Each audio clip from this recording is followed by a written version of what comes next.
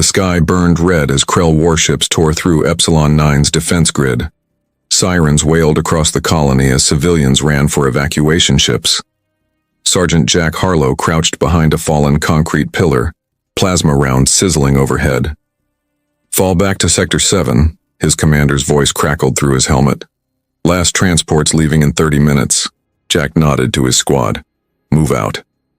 They sprinted through the burning streets, past collapsed buildings and abandoned vehicles. The colony was dying. 3 years of human expansion wiped out in a single day. "Civilians at your 2 o'clock, shouted Corporal Diaz. Jack signaled a halt as they escorted a group of terrified colonists toward the evacuation zone. A child stumbled. Jack scooped her up without breaking stride. "Almost there," he said, handing the girl to her mother as they reached the checkpoint. His comm unit buzzed with static, then cleared. A distress signal. "This is Research Facility Omega. We are under attack. Critical asset at risk requesting immediate." The transmission cut off. Jack checked his map. The facility was 2 kilometers east in the opposite direction from the evacuation point. "Sergeant, we need to move," Diaz said, checking his ammo count. Jack hesitated. Research Facility Omega. He knew what was there. Who was there? "You take the squad to the evac point," Jack said, checking his rifle. "I'm going to the research facility. That's suicide, Sarge. Orders are to fall back." "I know what the orders are." Jack's jaw tightened. "But I owe them." 5 years ago, Jack had been trapped on an outpost when the Krell first attacked. A Saraxian scout ship had rescued him when humans left him for dead. Now Nara, the last female Saraxian, was in that research facility. Her species was nearly extinct after the Krell destroyed their homeworld. "Tell Command I'm going after a high-value asset," Jack said, already moving. He ran through burning streets, ducking between buildings as Krell fighters screamed overhead. The ground shook with nearby impacts. Jack's lungs burned as he pushed forward, memories flashing through his mind. The Saraxian ship pulling him from the wreckage, their gentle hands treating his wounds, the promise he made to their dying captain. A Krell patrol appeared ahead. Jack dropped to his stomach behind a wrecked shuttle. 3 soldiers in black armor, scanning with energy weapons. He waited until they passed, then continued toward the facility.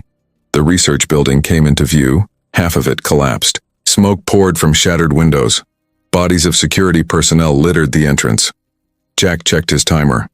20 minutes until the last transport left. He slipped inside, rifle raised. Emergency lights cast red shadows across broken equipment and fallen ceiling panels. The air smelled of burned electronics and something else. Something alien. "Nara?" he called softly, moving deeper into the facility. A weak sound came from the main lab. Jack rushed forward, pushing aside debris. There she was, pinned under a fallen support beam. Her blue-tinged skin was pale, silver eyes clouded with pain. Dark fluid leaked from a wound in her side. "Jack Harlow," she whispered, recognizing him. "You came." "I promised I would never abandon your people," he said, examining the beam trapping her. "I'm getting you out of here." A crash echoed from the entrance. Harsh voices called out in the guttural Krell language. They were inside the building. Jack looked at Nara, then at his timer. 18 minutes to evacuation. The Krell were between them and the only exit. Nara's eyes met his. "Leave me. Save yourself." Jack chambered around in his rifle. Not a chance. Jack braced his shoulder against the metal beam pinning Nara. His muscles strained as he pushed upward. The beam moved just enough.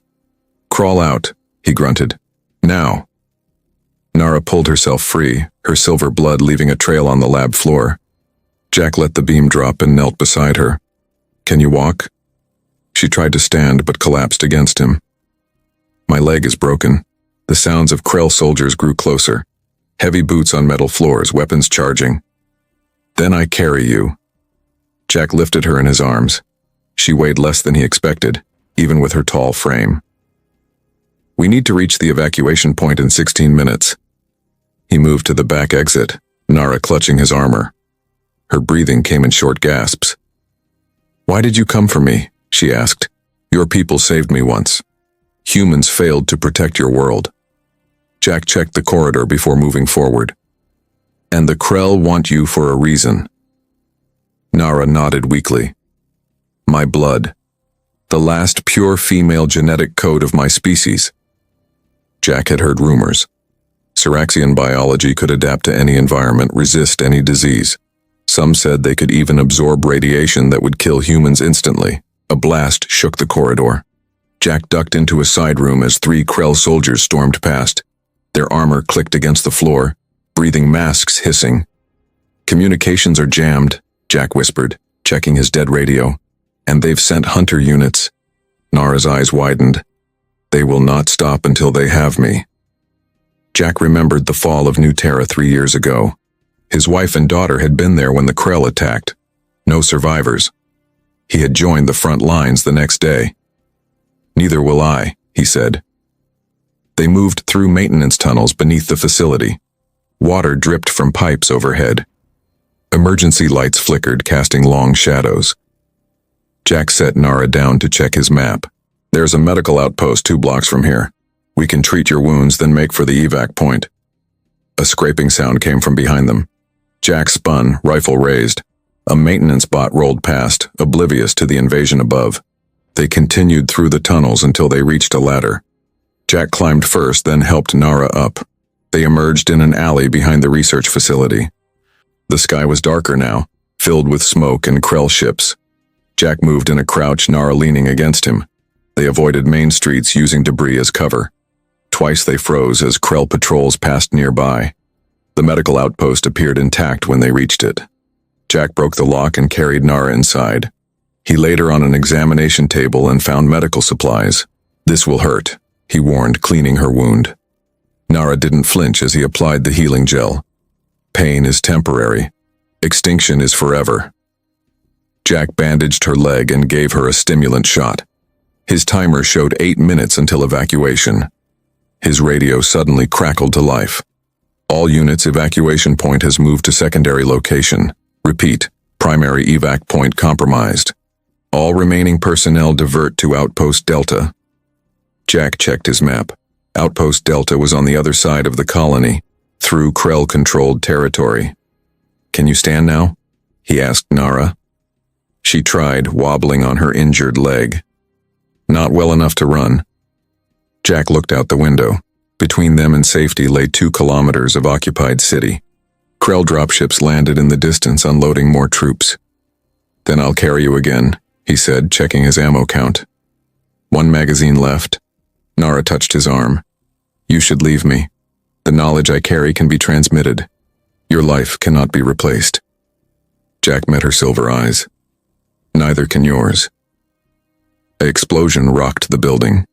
The wall behind them collapsed, revealing a Krell hunter unit. Its red targeting laser found Nara's chest. Jack fired 3 quick shots at the Krell hunter. The first 2 hit its armor, but the third found the gap at its neck. The creature fell with a gurgling cry. More will come, Jack said, grabbing medical supplies and stuffing them in his pack. We need to move. He tore a metal panel from a cabinet and bent it into a crude sled. Lie down on this. Nara did as instructed. Jack tied straps from his gear to create a harness, then looped it across his chest. He began pulling her through the back door just as more Krell voices approached from the front. The night had fully descended on Epsilon 9. Fires lit the sky, casting an orange glow over the ruined colony. Jack kept to the shadows, dragging Nara behind him. His muscles burned with the effort. They passed a processing center where Krell soldiers herded captured humans into transport ships. Jack stopped, watching in horror. They do not kill all humans, Nara whispered. Some become test subjects, others labor slaves. Jack's hand tightened on his rifle. We need to help them. You cannot save everyone, Nara said. Not tonight. He knew she was right. 2 people against an army. They moved on, the screams of prisoners fading behind them. In a destroyed apartment building, Jack found shelter. He checked Nara's wounds while they rested. Why are you the last female? He asked. What happened to your people? Nara's silver eyes dimmed. We tried to save ourselves. Our scientists created a genetic modification program to make us stronger against Krell weapons. It worked for males but killed all females except those like me who were off-world. So you're the future of your species. If I survive. She touched his hand. You lost someone to the Krell. Jack nodded. My wife. My daughter. On New Terra. I am sorry. I joined the Marines the next day. Been fighting ever since. Jack checked his map. We still have a long way to go. A noise outside made them freeze. Jack drew his sidearm and moved to the window. A group of humans in mismatched armor moved through the street. Resistance fighters, he whispered. One spotted him and raised a rifle. Come out slowly. Jack emerged with his hands up. Marine Sergeant Jack Harlow. I have a wounded ally. The leader, a hard-faced woman with a scar across her cheek, approached. I'm Captain Reeves. What are you doing here? Evac was hours ago. Evacuation point changed. We're heading to Outpost Delta. Reeves studied him, then looked at Nara on the makeshift sled. Her eyes narrowed. A Siraxian thought they were extinct. Nearly, Jack said. She needs to get off-world. Reeves conferred with her team, then turned back. We're heading that way too. Safety in numbers. They moved as a group through the ruins. Reeves explained they were gathering survivors for a final push to the evacuation point. Command says they'll wait until dawn, then they're gone for good. Jack noticed one of the fighters, a thin man named Vance, watching Nara too closely. Something about his gaze made Jack uneasy. They reached an old factory the Resistance used as a base. More fighters and civilians huddled inside. Jack helped Nara to a corner where she could rest. I don't trust all of them, he whispered. Nor do I, she replied. The one called Vance has Krell technology in his pocket. I can sense it. Jack checked his weapon. We leave at first light. Stay close to me. Reeves approached with water and rations. Your Siraxian friend? Is she really the last female? Yes, Jack said, suddenly cautious. Interesting. Reeves smiled. Very interesting. Later that night, Jack woke to the sound of boots surrounding them. He reached for his gun, but a rifle barrel pressed against his head. Vance stood over him, smiling. Don't move, hero. The Siraxian comes with us. Reeves appeared behind him. Sorry, Sergeant, but some buyers pay better than the military for rare specimens. Around them, the camp erupted in gunfire as Krell forces attacked from all sides. Chaos erupted as Krell forces blasted through the factory walls. Jack used the distraction to knock Vance's rifle aside and drive his elbow into the man's throat. He grabbed Nara and pulled her behind a fallen metal shelf. Human separatists? Nara gasped as plasma rounds flew overhead. They want to sell me to the highest bidder. Jack saw Reeves shouting orders, her fighters engaging the Krell while trying to reach their position. He spotted a side exit 20 meters away. When I say run, move as fast as you can, Jack told Nara. He fired his remaining rounds at the ceiling lights, plunging the area into darkness. Run! Nara limped beside him as they rushed for the exit. Jack kicked the door open and they stumbled into an alley. Behind them, the battle raged between Krell and separatists. They're fighting each other, Jack said, helping Nara forward. Gives us a chance. The sky was beginning to lighten.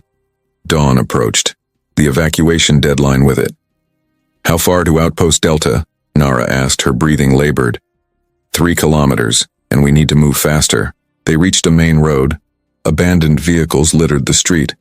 Jack spotted a military transport truck with its engines still intact. Wait here, he said, placing Nara behind a concrete barrier. Jack approached the truck cautiously. The driver was dead, slumped over the wheel. Jack pulled the body out and checked the systems. The engine hummed to life. He drove back to Nara and helped her into the passenger seat. Hold on. The truck roared down the empty street. Jack swerved around debris and crashed vehicles. In the distance, the spaceport's lights glowed against the dark sky. The planetary defense system is failing, Nara said, pointing to flashes in the upper atmosphere. Soon, the Krell will control the entire planet. Jack pushed the accelerator harder. We're not going to be here when that happens. A scanner on the dashboard beeped. Jack checked it and cursed. We've got company. Behind them, 2 vehicles appeared. One carried Reeves and her separatists. The other was a Krell scout ship hovering just above the road. "They're both after you," Jack said. "The separatists want to sell you. The Krell want to make sure your species dies out." Nara's face hardened. "My people were peaceful before the war. Now I am the last hope for our survival." Plasma fire struck the back of their truck. Jack swerved as the rear tires blew out. The vehicle skidded, then flipped onto its side, sliding across the pavement in a shower of sparks. Jack pulled Nara from the wreckage. His arm was bleeding badly. The spaceport lay just ahead, less than a kilometer away. He could see the last evacuation ship on the landing pad, engines warming up.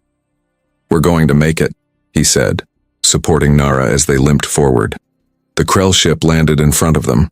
Reeves and her fighters approached from behind. They were trapped.